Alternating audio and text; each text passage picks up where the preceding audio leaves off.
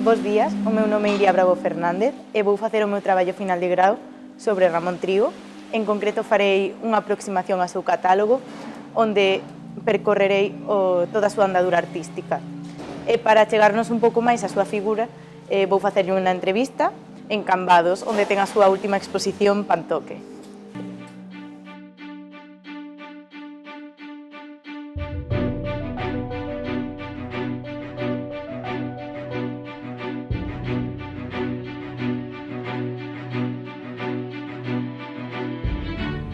Bos días, Ramón, que tal? Bos días. Ben? Todo ben? Todo ben, relaxado. Bueno, estamos os encambados aquí coa túa exposición e, bueno, imos indagar un pouco na túa vida e na túa vida artística, sobre todo. Primeiro, para comezar, pois, cando eras neno, a arte xa estaba presente na túa vida? Si, bueno, dende que era moi novo, tiven a sorte de que o meu irmán tiña unha afición por moitos temas culturais, tanto literatura como música, como pintura, e de feito, na casa, na súa habitación, que digamos que era o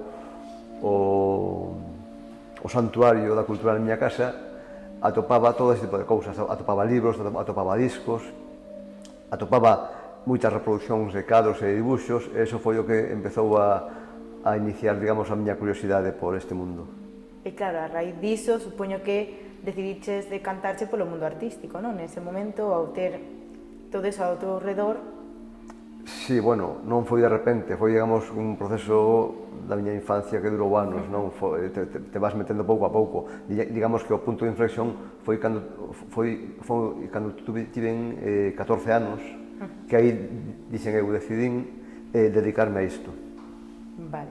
E claro, cando xa tes o obxectivo de eu quero ser artista, decides estudiar algo relacionado con ese ámbito ou pensas ou faz? Estudas algo? Sí, claro. O primeiro que se te ocurre é facer Belas Artes.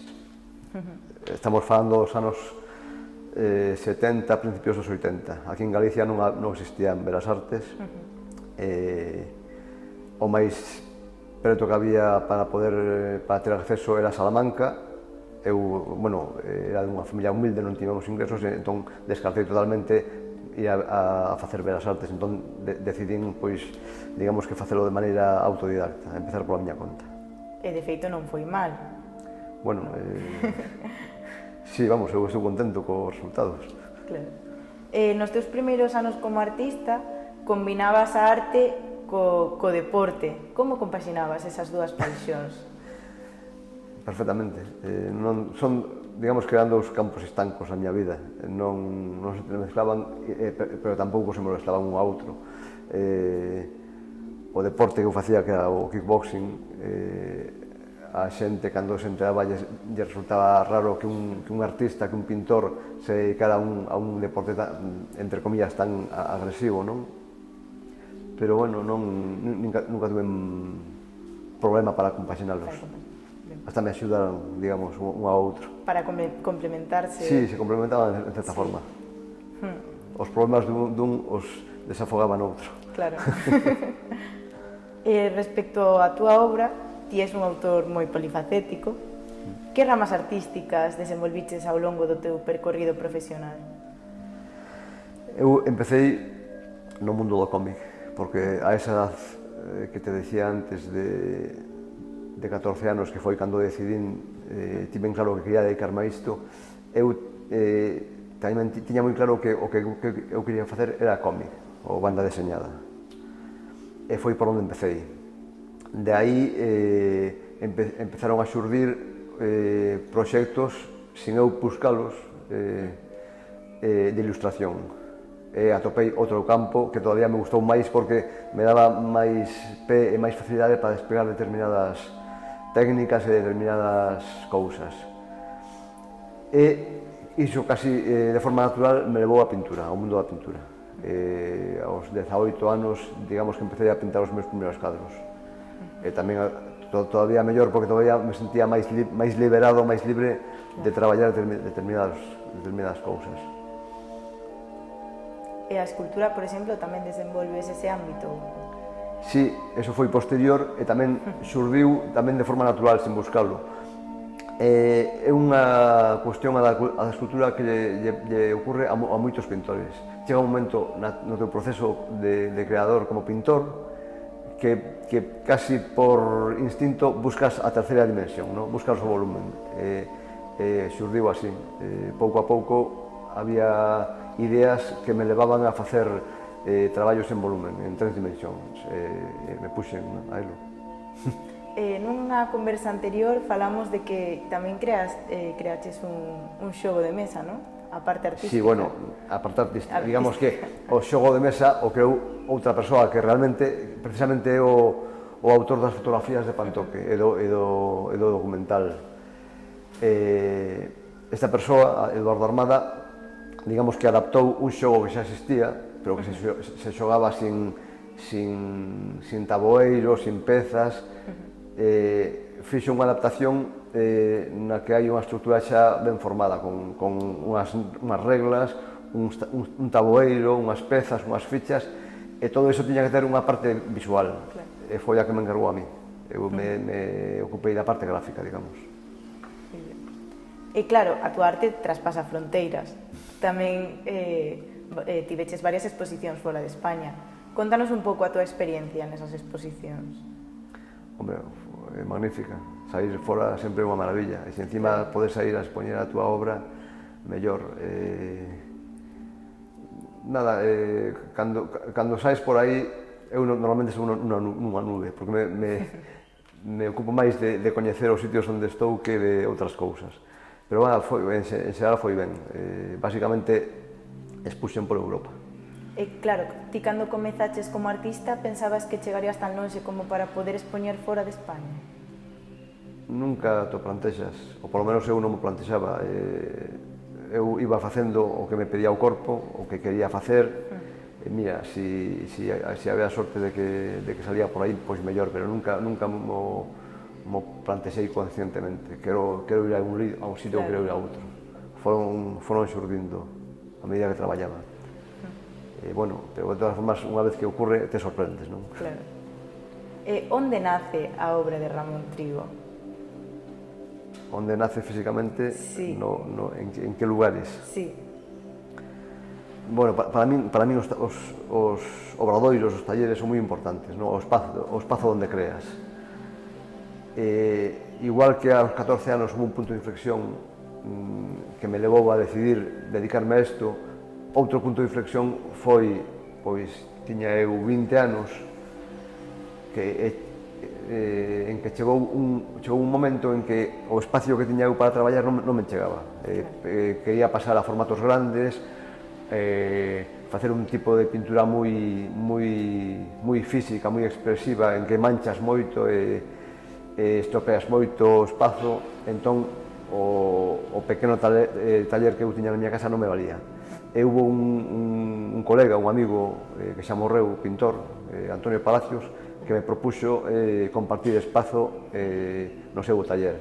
E aí foi un cambio radical, porque tiña todo un piso inteiro a miña disposición que podía manchar, donde podía meter obra grande, podía traballar sin ningún tipo de trabas, e foi un cambio radical.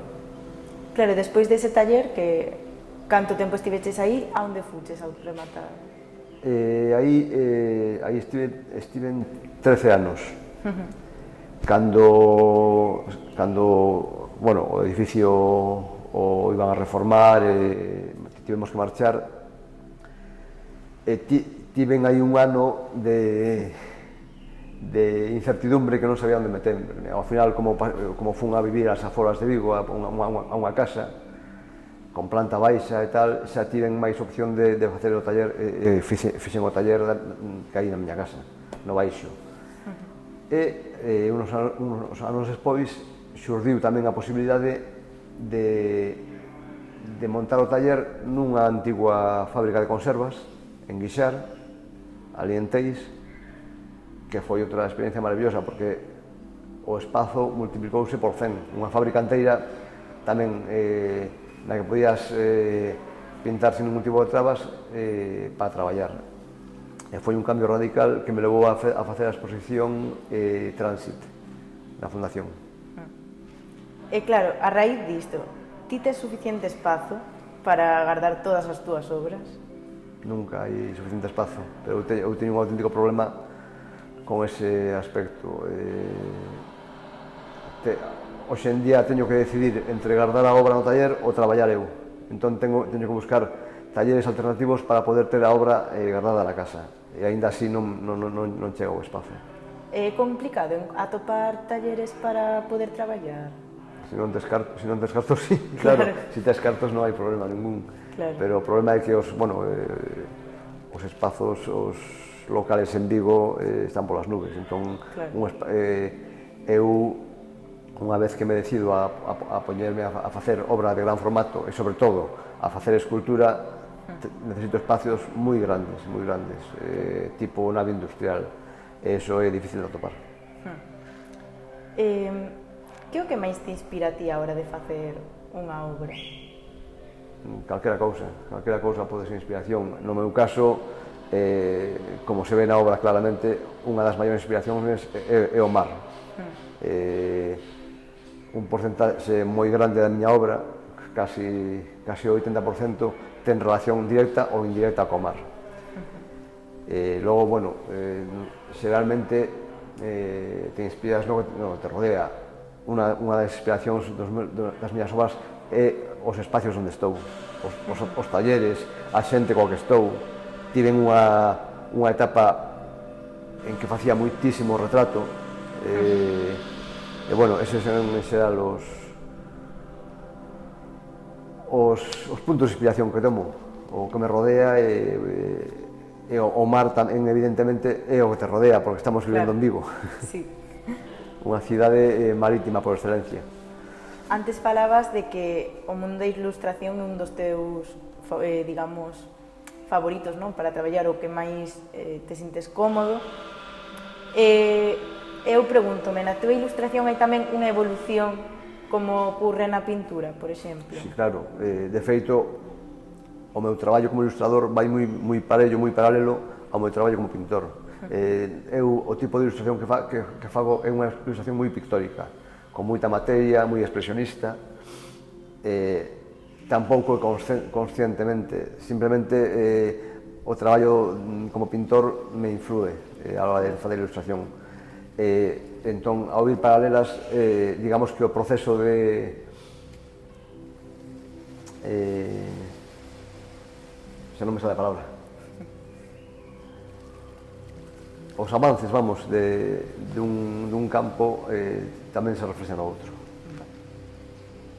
Claro, en moitas ocasións tens que traballar para outros escritores. Nesa situación sentes que estás máis coartado a hora de facer as ilustracións? Evidentemente non é como ilustrar os teus textos, pero, polo xeral, cando un editor me chama, sabe o tipo de traballo que eu fago e no 99% dos casos te chaman para un tipo de texto que a mí me vai ben, que me encaixa. Entón, xeralmente non teño problema para facer este tipo de traballos. Entón dirías que no ámbito da ilustración prefires un libro escrito por ti ou prefires que sexa un libro escrito por outro escritor? Sí, hombre, sempre ilustrar os teus propios textos ten un plus de satisfacción, non? E además sabes ben o que queres e sabes como queres que se xan as imaxenes, entón aí estás un pouco máis libre. Este aspecto reflíctese tamén á hora de recibir os premios, por exemplo? Supoño, sí, os premios que recibí nese campo todos foron con textos meus, entón supoño que a interacción do meu texto coa miña ilustración funcionará mellor. Claro. E sí que tamén vendo os libros que ilustraches, a maioría deles son libros infantiles. Por que? Hai algún motivo? No, porque os primeiros encargos que me xurdiron foron nese campo. Pero, a medida que facía ese tipo de traballos, vin que no campo da literatura infantil, o campo que chaman álbum infantil ilustrado, te deixa moitísima máis liberdade para experimentar, para aplicar novas técnicas, para contar as cousas de outra forma distinta que outros tipos de libros ilustrados. podería ser polo tipo de público, que ao final o público infantil pois está máis aberto, non? Teñen máis imaginación. Ao final, cando somos adultos, pois quizáis non temos tanta. Sí, pero iso tamén os editores o saben e te deixan máis liberdade para facer determinado tipo de experimentos e de traballos fora do máis ortodoxo, non? Entón, sí, supoño que ese será o motivo, vamos, a liberdade de adaptación que teñen os nenos. Bueno, agora vou pasar a facerche as preguntas relacionadas coa tua obra plástica. En primeiro lugar, pois que me contes un pouco cales son as túas etapas artísticas. Xa non me lembro. As miñas etapas artísticas. Sí. Digamos que hasta principios dos 90 a miña obra estaba un pouco difusa, difuminada, non sabía moi ben por onde tirar, eso se aprecia nas obras, non? Teñen todo tipo de influencias, dende o cubismo hasta o impresionismo, pasando pola pintura clásica. É unha especie de obra que vai dando bandazos dun lado a outro. Digamos que a principios dos 90 xa empezou a facer unha obra un pouco máis persoal, que cando empezo a pintar temas marítimos, justamente, lonxas, pescados, xa empezo coas primeiras mariñas, con barcos e tal. Esa, digamos que é a primeira obra que empeza a ser un pouco miña. Bueno, vou a pegar un salto grande porque eu as etapas casi as divido por proxectos. A etapa que pasei en Guixar, naquela fábrica de conservas, tamén marca outra obra que é a de Transit. Transit pode considerarse, aparte dunha exposición en sí, como unha etapa da miña obra. E de aí, bueno, a raíz dun incendio que hubo en esa fábrica e unha obra que ardeu, digamos que fixen outra colección de cadros, de pinturas, que son cinzas. Cinzas é como un descendente directo de Transit, pero é xa outra etapa. Unha etapa que, a verdade é que de anos non me lembro moi ben. Estamos nos anos 2010, 2012. Foi cando expuxen cinzas na Casa da Parra en Santiago. Eso, digamos que marcou outra etapa. E xa de aí peguei un salto a obra de Pantoque en Estradillos Almada. Moi ben. O mar ten influencia na túa obra, pero aparte do mar tamén atopamos cachos da túa vida. Sí, claro. Como xa te dixen antes, por exemplo, esa serie de retratos que fixen durante moitos anos eran retratos da xente que eu coñecía, a miña familia, os meus amigos, colegas de pintores. Logo hai unha serie de obra, unha etapa da miña obra que non me olvidei de comentarche, que é a etapa en que eu pintaba ruínas. Tanto ruínas arquitectónicas como ruínas navales, barcos en ruínas, barcos destrozados. Eso foi un tema que sempre me atraxo. Supoño que sea tamén, en certa forma, relacionado con miña vida e con o meu entorno, non? Sempre me atraxeron primeiro, os espacios arquitectónicos. A arquitectura foi un tema que sempre me atraxou, me tirou moito. E concretamente, os edificios en ruínas. Non sei por qué, supoño que será unha cuestión de psicólogo, pero é un tema que sempre me tirou, e eso se reflexou nesa etapa de materia inerte, chamase aquela obra, que fixen que era toda dedicada ás ruínas directamente ou relacionada coas ruínas. E tamén tiñas unha etapa que fixeches unha obra para o Parlamento Europeo, para Bruselas. Si, foi a exposición que fixen en Bruselas no Parlamento. Esa obra era totalmente dedicada ao mar. De feito, a exposición chamábase, creo que Mar de Fondo, a que fixen en Bruselas. Tamén foi a primeira exposición onde incluín escultura. estaba dedicada pois, a fondos mariños, ruínas de barcos, peixes. As primeiras esculturas que fixen foron unha serie de peixes que iban repartidos polo chan do Parlamento Europeo. Curioso. Cal dirías que é o estilo predominante na túa obra? Bueno, a miña obra ten influencias de moitos estilos, pero por poñerlle unha etiqueta pois sería o expresionismo, claramente. Cales son os teus artistas de referencia? Moitos. Digamos que por reducir ao mínimo, porque a lista sería interminable, pero digamos que tanto Goya como Rembrandt se ven claramente como inspiradores de miña obra. Son dos pintores que para mí estiveron totalmente fora do seu tempo no bo sentido, é dicir, son artistas que son universais, que poderían facer a súa obra hoxe mesmo e sería igual de moderna. Bueno, agora gustaríame falar de Pantoque, que é a exposición que está hoxe aquí. Esta etapa comeza en Vigo no ano 2016 e actualmente está realizando unha xira por Galicia. Quedache sorprendido con esta repercusión que tivo? Sí, porque non contábamos con que saltara máis aló da primeira exposición que foi no Marco de Vigo, no 2018, creo. Sí. E unha vez que fixemos aquela, sí, evidentemente plantexamos a idea de sair a outros lados, pero non apareceu ninguna posibilidade. Entón, digamos que dimos por rematada a etapa de Pantoque. E, de feito, como había obra de formato grande, era moita obra, non tiñamos onde guardala, era o problema do que falábamos antes, non? Onde meter a obra. Por sorte, o Asteleiro ofreceuse a almacenar ali a obra durante unha boa temporada e ali estuvo parada, xa digo, sin ter intención ni idea de sacala. Pero tamén xurdiu a posibilidade de facer unha exposición itinerante por museos da Costa Galega, que rematou por ahora aquí en Cambados. Parece ser que aínda vai haber outra exposición máis, pero no 2020, que tampouco é seguro, pero vamos, en principio, no 2020, en Camelle, no Museo Man. Pero, bueno, é unha cousa que está no aire. Vamos, non contábamos con esta exposición itinerante, foi unha maravilla tamén.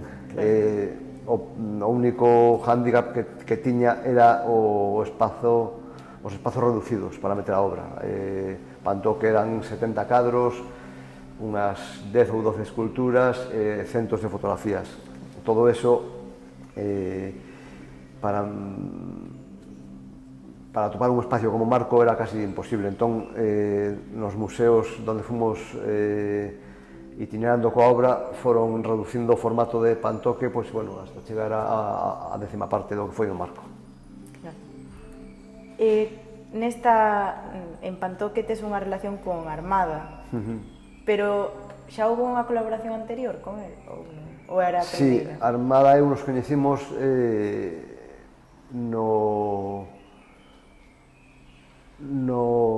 na nave de Guixar, cando eu estaba pintando Transit naquela fábrica abandonada.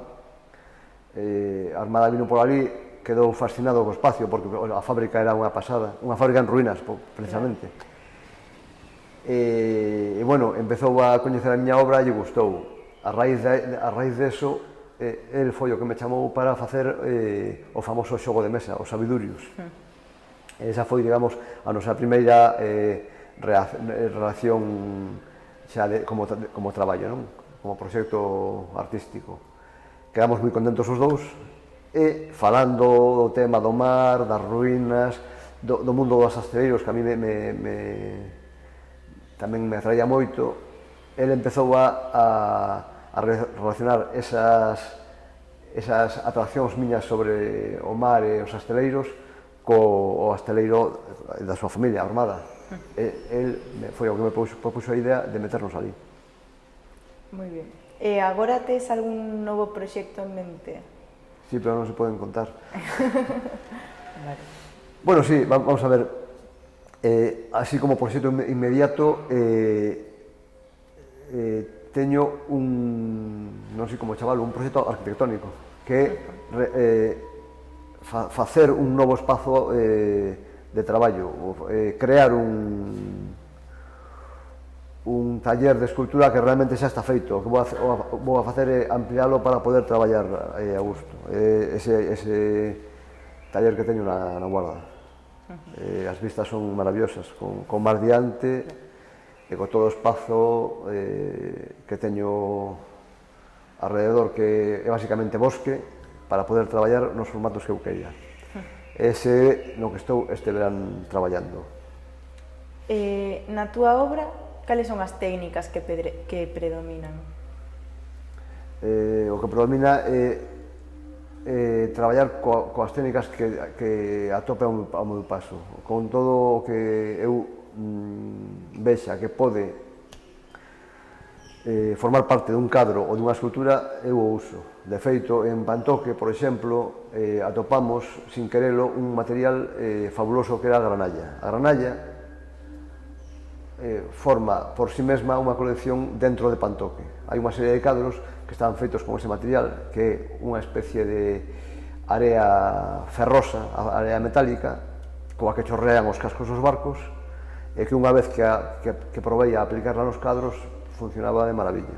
Entón, fixen unha serie de cadros solamente con ese material. Vale. A raíz da crise sanitaria provocada por a COVID, moitas artistas tiveron problemas para ir sair adiante. Como te afectou a ti esta situación? Bueno, eu creo que aos que somos artistas, o que chaman artistas visuais, artistas plásticos, nos afecta menos porque o noso traballo é máis intimista, máis introspectivo, non? Entón, estás todo o día traballando no taller, e, bueno, o feito de que haxa unha pandemia e de que non poda sair de casa, a miña forma de traballar casi non lle afectou porque eu estaba todo o día metido no taller xa. Entón, nese sentido, non o notei. Supoño que a hora de promover ou producir exposicións ás SAS, aos museos, eso sí lles afectou, pero bueno, no meu caso eu non notei, a verdade, moita diferencia. De feito, esta exposición itinerante de Pantoque comezou xa dentro da pandemia e funcionou perfectamente. E tamén en relación con isto, gustaríame preguntarche polo teu proxecto del mono rojo que fixeches durante a cuarentena, que me pareceu moi curioso. Si, bueno, o mono roxo, máis que un proxecto, é unha personaxe. Xurde porque eu fixen a miña primeira comunión cando tiña 7 anos, en vez de con un traxe de mariñeiro de almirante, o fixen con un mono rojo. Con un mono roxo, sí. Sí, eu fixen a primeira comunión vestido con un mono roxo. E foi algo que debeu marcarme a infancia. Sí. Anos despois, falando do tema con amigos, me endilgaron o mote de o mono roxo. E a partir de aí xurdiu esa personaxe que utilicei en algúns dos meus cómics, en algún libro ilustrado tamén o usei, e, bueno, acabou sendo parte do meu traballo. De feito, a exposición de Pantoque a traballei toda ataviado con un mono rojo. E agora esa especie de personaxe, o mono roxo, reaparece neste proxecto arquitectónico que teño na Garda, que é a intención de facer ou de ampliar o taller de escultura. Entón chamei a este home, ao mono roxo, e apareceu coa hacha e non sei que vai facer ali. Que diferencia ao mono rojo de Ramón Trigo? Hai unha diferencia importantísima entre mono roxo e Ramón Trigo, que o mono roxo é un neno, sempre un neno, toda a vida. Empezou como un neno nos meus cómics, que realmente o cómic que fixen falando deste personaxe, chamábase O Neno do Mono Roxo, e a partir de aí, sempre que aparece, sigue sendo un neno. Evidentemente, eu embellezo, el non. Esa é a gran diferencia. Que consello lle darías a alguén que quere dedicarse ao mundo artístico? Si realmente está convencido de querer dedicarse a isto, é que se prepare, porque é difícil, non? Mais hoxe en día. Pero si eu considero, desde o meu punto de vista, que si alguén ten claro, bueno, o feito de ter claro xa o que é facer na vida é unha gran ventaxa. Si encima tes claro o que é dedicarte a un campo como este, no que traballas por pasión, porque realmente te gusta, porque o adoras, é un luxo doble, porque estás dedicando a tua vida e o teu traballo a algo que realmente disfrutas. Ainda que a veces o sufras, estás disfrutando sempre. Eso é un luxo. Entón, creo que iso compensa todo o negativo que ten este tipo de decisións. E nada, ánimo. Que é para ti a cultura? Esa está fora de guión, porque non sei que é a primeira cultura. Uf, que difícil. Eso xa me dixeras que me ibas a preguntar. Pois non pensei nela, ni me lembrei, me cago na leche, a cultura. Ai, vamos a ver, digamos que para min a cultura e a arte son prácticamente a mesma cousa. Cando falo de arte non falo de artes plásticas, senón de calquer tipo de arte, cinematográfico, fotográfico, musical, calquera tipo de expresión artística, para mí é cultura. Que é cultura? Que difícil. A cultura é a intención que temos, que moitas veces non, o 90% das veces non logramos, de crear algo, de crear realmente. A ser posible crear algo fermoso. Hai que coller fermoso entre comillas. Sí. Habería que definir que é fermoso e que non. Algo feísimo pode ser fermoso. Pero bueno, eu considero que esa intención de crear algo que inflúa nos demais, que o sensibilice, que toque a súa sensibilidade, eso é o que ao final é a cultura.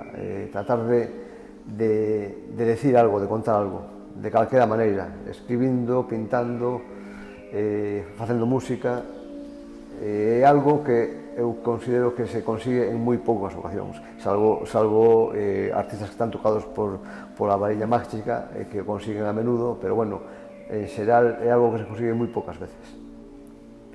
Pois moitas grazas polo teu tempo. A ti, polo teu. Sí.